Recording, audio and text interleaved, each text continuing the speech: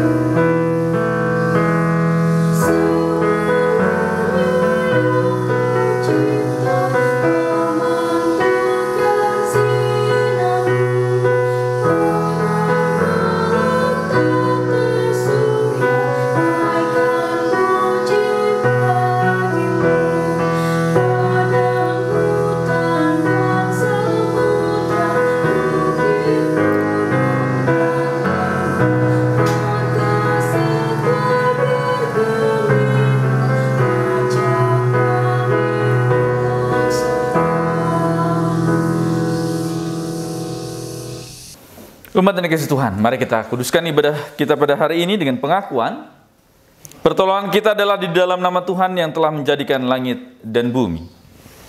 Kasih karunia dan damai sejahtera dari Allah Bapa kita dan dari Tuhan Yesus Kristus serta pertolongan Roh Kudus menyertai saudara sekalian. Amin.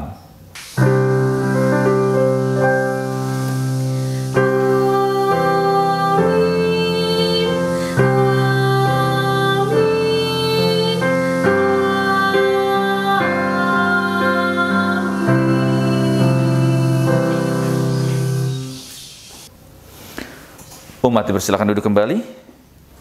Mari kita memuji nama Tuhan dari Kidung Jemaat 5. Tuhan Allah namamu.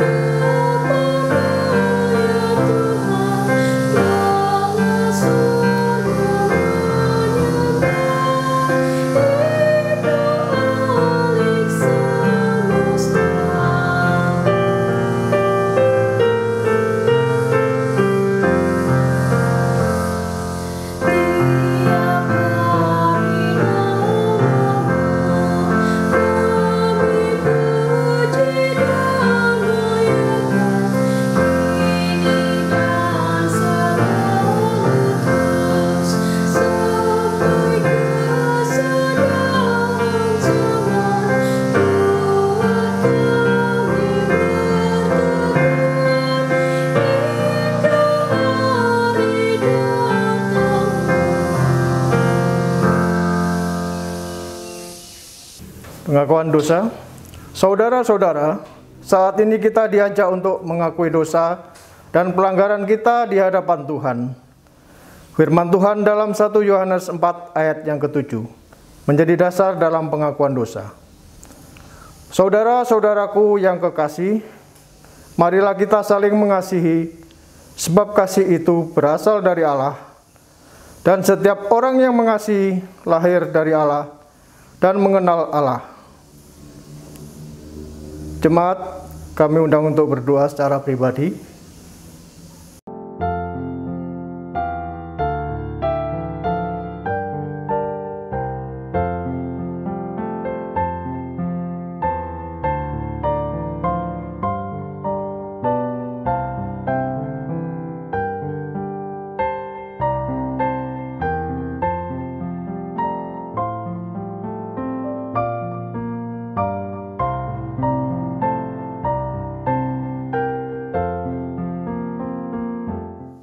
Tuhan, tolonglah dan ampunilah kami. Mampukan kami agar hidup kami berbuah bagi kemuliaan nama-Mu. Amin. Kita menyanyikan Kidung Jemaat 26 ayat yang pertama dan kedua. Mampirlah dengar doaku.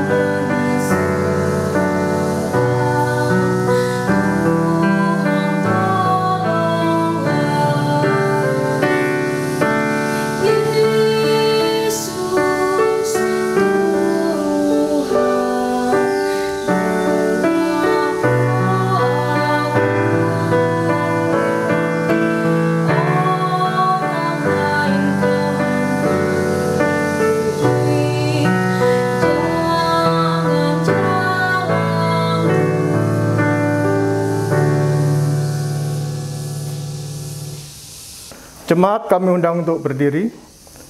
Terimalah sabda kekuatan dari Tuhan yang diambil dari 1 Korintus 15 ayat yang ke-58. Karena itu, saudara-saudaraku yang kekasih, berdirilah teguh, jangan goyah, dan giatlah selalu dalam pekerjaan Tuhan. Sebab kamu tahu bahwa dalam persekutuan dengan Tuhan, jerih payahmu tidak sia-sia. Demikianlah sabda kekuatan dari Tuhan. Syukur kepada Allah. Jemaat, kita menyanyi nyanyian kesanggupan dari Kidung Jemaat 54 ayat yang pertama. Tak kita menyerahkan.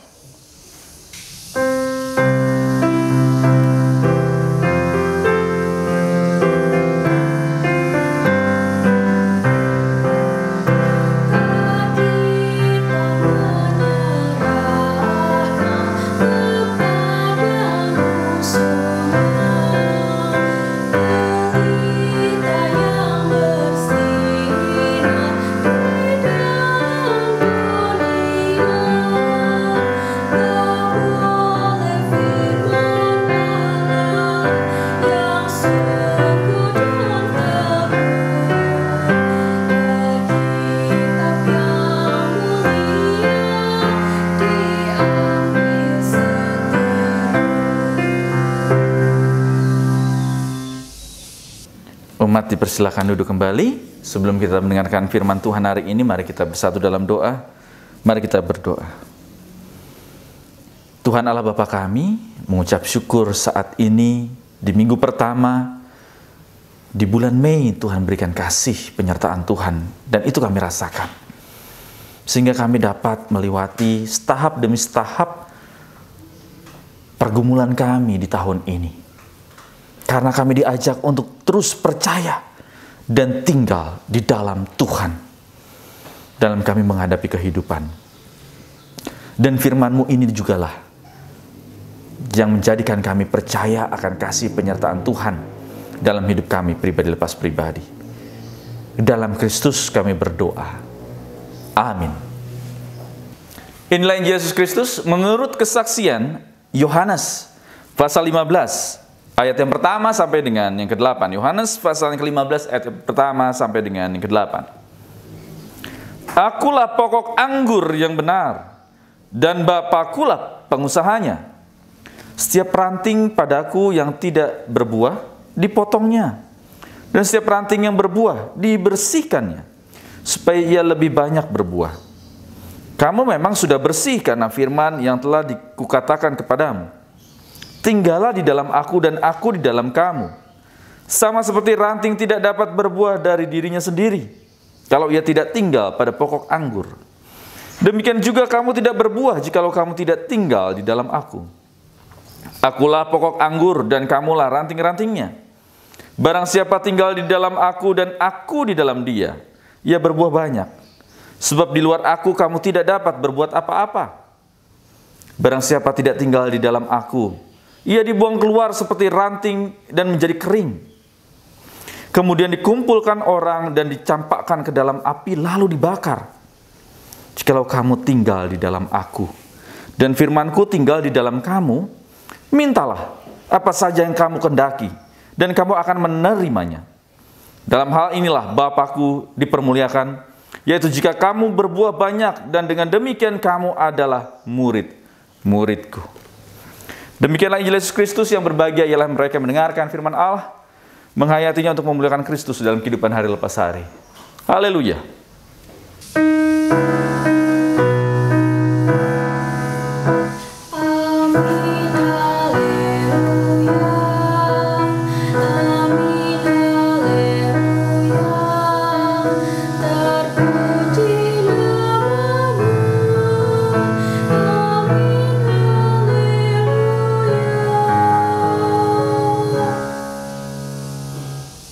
Shalom Ibu Bapak Saudara Yesus Kristus.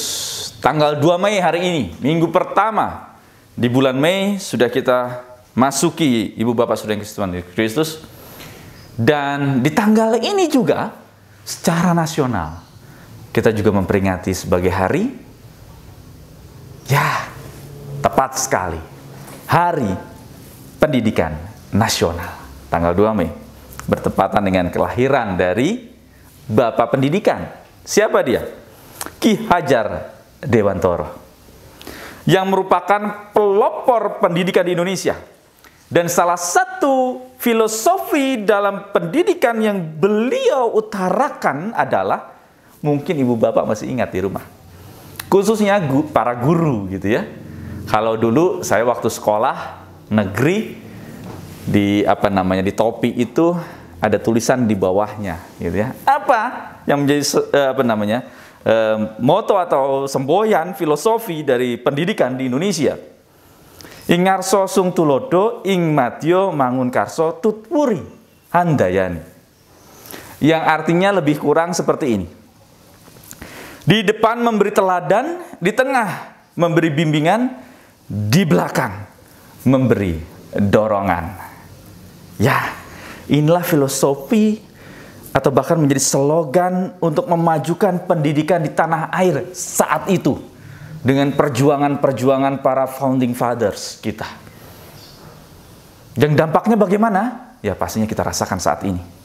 Meskipun di tengah-tengah era modern, khususnya di Indonesia, banyak ungkapan ini, filosofi dari ungkapan ini sudah banyak diplesetkan gitu ya. Terlebih dengan munculnya pemahaman-pemahaman radikal di dalam kehidupan, akhirnya makna pendidikan udah jauh berbeda. gitu ya. Tidak untuk semua, dalam rangka meraih ilmu yang dapat terbuka, ya. Akan tapi apa? Hanya tertentu saja. Ini yang saya sampaikan tadi. Karena apa? Pemahaman radikal keagamaan yang sudah mulai berkembang yang saat ini terjadi di negara kita, Ibu Bapak Saudara Kristus. Sehingga kalau kita lihat kemarin saat Minggu Palma, saat juga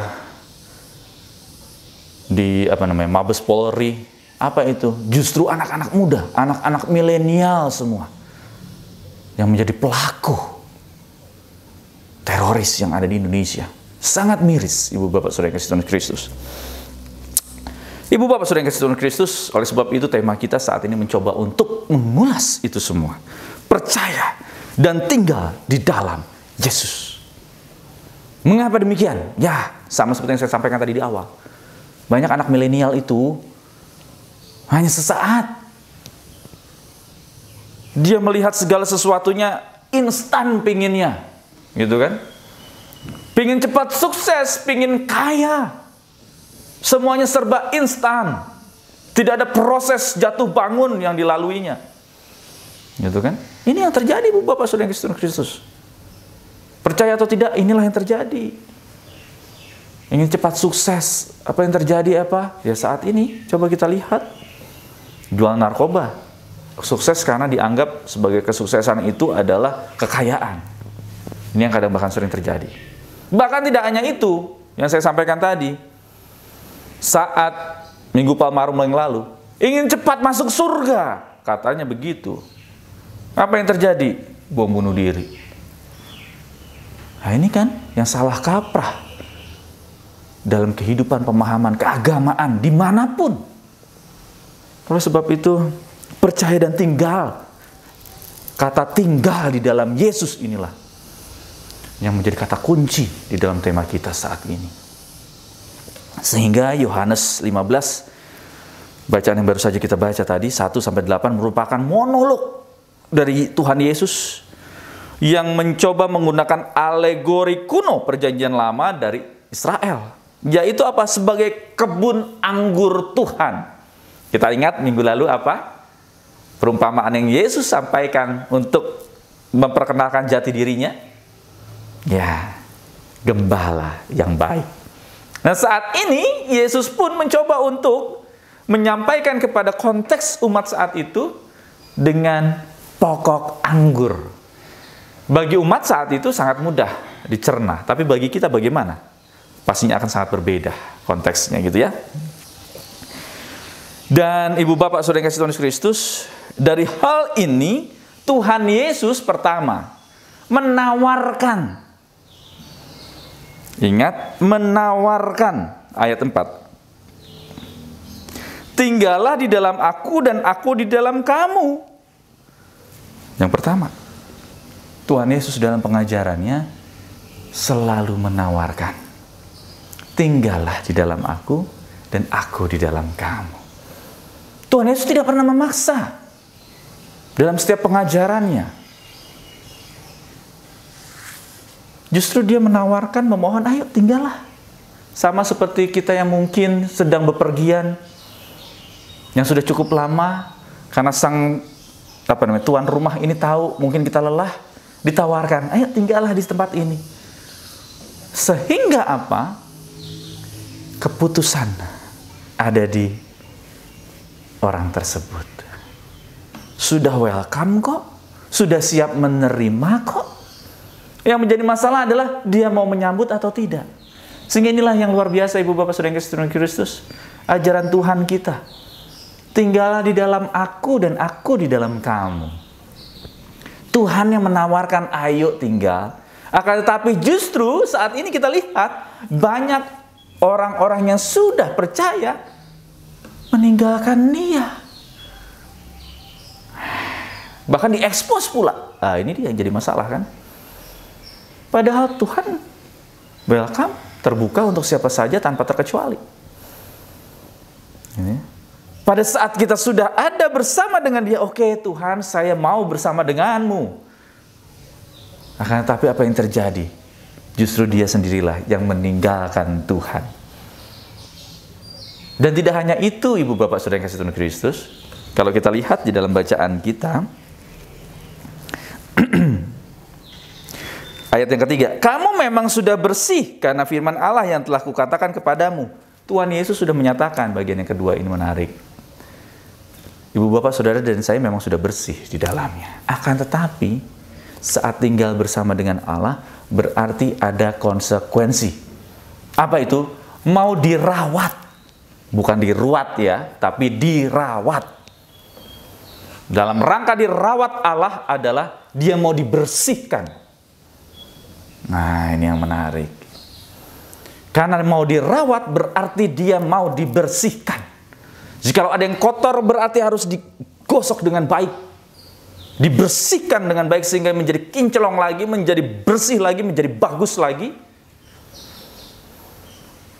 Meskipun ada konsekuensi dalam rangka membersihkan itu. Pastinya apa? Ada rasa sakit. Ada rasa yang begitu luar biasa harus dialaminya. Karena apa? Ingin dibersihkan. Jikalau sudah ada karak di dalamnya itu harus digerus gitu ya. Jikalau sudah ada lumut maka harus dibersihkan dengan sikat gitu ya. Inilah juga keberadaan kita. Saat kita mau tinggal di dalamnya, dan Tuhan juga mengetahui kita ini sudah bersih, ya, di dalam Kristus, tetapi berarti kita juga siap untuk dirawatnya. Ini yang menjadi masalah. Kita tidak siap untuk dapat menerima perawatan dari Tuhan. Padahal kalau kita lihat bagian berikutnya, Tuhan Yesus dalam rangka pilihan tadi memberikan gambaran. Ayat yang ke-6, kaitan dengan apa? Seseorang yang tidak tinggal di dalamnya akan memiliki konsekuensi. Kita lihat di ayat yang ke-6. Barang siapa tidak tinggal di dalam aku, ia dibuang keluar seperti ranting dan menjadi kering, kemudian dikumpulkan orang dan dicampakkan ke dalam api, lalu dibakar. Berarti apa? Tidak ada gunanya. Nah, kan itu kan? Ini dia Ibu Bapak Saudara Kristen Kristus. Tuhan Yesus sudah menggambarkan itu. Akan tetapi, saat dia mau tinggal di dalam aku, bayangkan, kalau kita lihat dari bacaan ini saja, 7 kali Tuhan Yesus mengungkapkan tinggal di dalam aku. Dalam bahasa Ibrani-nya meno, gitu ya. Ada satu permohonan untuk memilih, gitu kan. 7 kali Tuhan Yesus menyampaikan ini. Pada saat dia mau ada di dalamnya, kemelekatan di dalamnya, maka pilihan logis itu juga dibarengi dengan apa? Kasih Tuhan di dalam hidupnya. Sehingga apa? Bagian terakhir, implementasi. Mengasihi bukan sekedar tindakan yang kelihatan. Tetapi dalam rangka kita mengasihi merupakan tindakan-tindakan yang didasarkan atas hubungan kasih, didasarkan atas hubungan yang melekat dengan Allah, maka itu diwujud nyatakan di dalamnya. Nah, bukan hanya sekadar tindakan-tindakan yang dapat nampak, enggak. Akan tetapi yang nampak itu didasarkan atas rasa kemelekatan dirinya dengan Allah. Mengapa? Karena ada rasa percaya. Tuhanlah yang punya kehidupan. Maka apa? Ranting yang sudah melekat tadi, yang memang sudah bersih itu, mau terus dirawat oleh Allah, sehingga dapat menghasilkan buah yang baik. Konsekuensi dalam perawatan, siap untuk dibersihkan, siap pula untuk diberikan pupuk, diberikan pengobatan yang baik, sehingga memperoleh terang Allah, sehingga memperoleh buah yang betul-betul dapat dirasakan.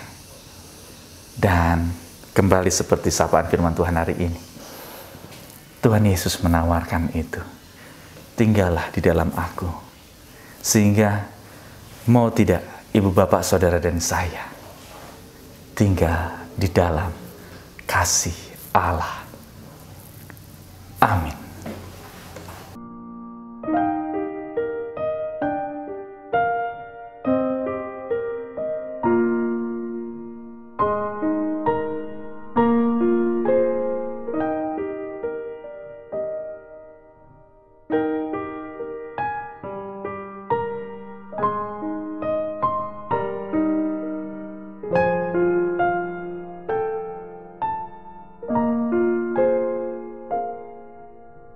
Jemaat yang terkasih di dalam Yesus Kristus, marilah kita bangkit berdiri dan bersama dengan gereja Tuhan yang senantiasa disertainya, mengakui iman percaya kita dengan mengucapkan pengakuan iman rasuli.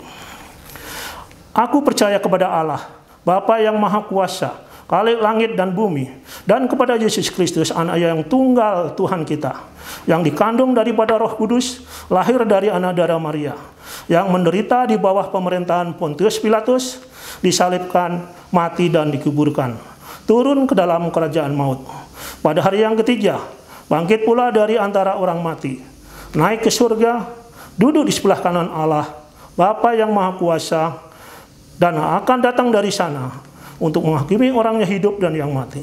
Aku percaya kepada Roh Kudus, gereja yang kudus dan am, persekutuan orang kudus, pengampunan dosa, kebangkitan daging, dan hidup yang kekal. Jemaat dipersilahkan duduk kembali. Mari kita bersatu dalam doa.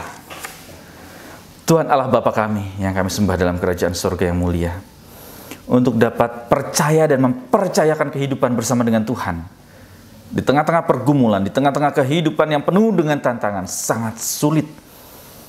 Akan tetapi Tuhan Yesus dalam sapaan firman hari ini menawarkan untuk kami dapat tinggal bersama dengan Yesus. Sehingga melalui tawaran ini Tuhan pun memberikan pilihan mau ikut atau tidak bagi kami. Ya Allah, bagi kami yang sudah merasakan kasih Allah di dalam kehidupan kami pribadi lepas pribadi, tawaran ini kami akan sambut penuh dengan sukacita untuk kami dapat tinggal bersama dengan Allah. Akan tetapi jikalau tawaran ini mungkin kami masih ragu, Tuhan kami berdoa agar Tuhan kuatkan, mampukan kami, agar kami dapat memilih tawaran ini di luar tawaran yang lain. Ya, tawaran hidup bersama dengan Yesus di dalamnya. Tuntun ya Allah dan sertai kami dalam menerima tawaran yang lain. Tuhan kami berdoa, jikalau kami saat ini salah untuk melangkah, keliru melangkah, sehingga kami mungkin dikecewakan, tawaran itu terus dan tetap ada untuk kami dapat hidup bersama dengan Allah. Sehingga ya Allah, mampukan kami untuk dapat kembali ke jalan Tuhan. Tuhan, dalam kesempatan saat ini kami ingin berdoa. Saat kami sudah memasuki tahapan demi tahapan di dalam kehidupan kami pribadi lepas pribadi, kami yakin ada kuasa kasih penyertaan Tuhan yang memampukan kami untuk terus berjalan bersama dengan Tuhan, melangkah penuh dengan damai sejahtera, untuk kami dapat melekat di dalam kehidupan bersama dengan Tuhan. Sertai tuntun kami ya Allah. Saat kami tinggal bersama dengan Tuhan, maka kasih damai penyertaan Tuhan pun akan terus kami rasakan di dalamnya. Dalam kasih Kristus kami berdoa. Amin. Jemaat yang terkasih dalam Tuhan Yesus, sebagai ungkapan syukur kepada Allah yang penuh kasih, mari kita memberikan yang terbaik bagi Dia dalam persembahan. Sebagaimana yang tertulis dalam Efesus 5 ayat 20 sampai dengan yang ke-21. Ucaplah syukur senantiasa atas segala sesuatu dalam nama Tuhan kita Yesus Kristus kepada Allah dan Bapa kita. Dan rendahkanlah dirimu seorang kepada yang lain di dalam takut akan Kristus.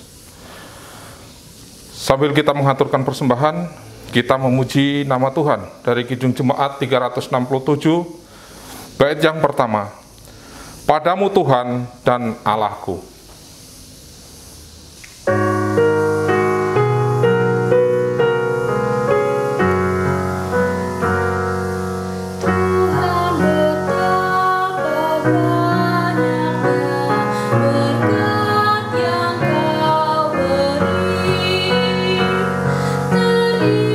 Teristimewa rahmat-Mu.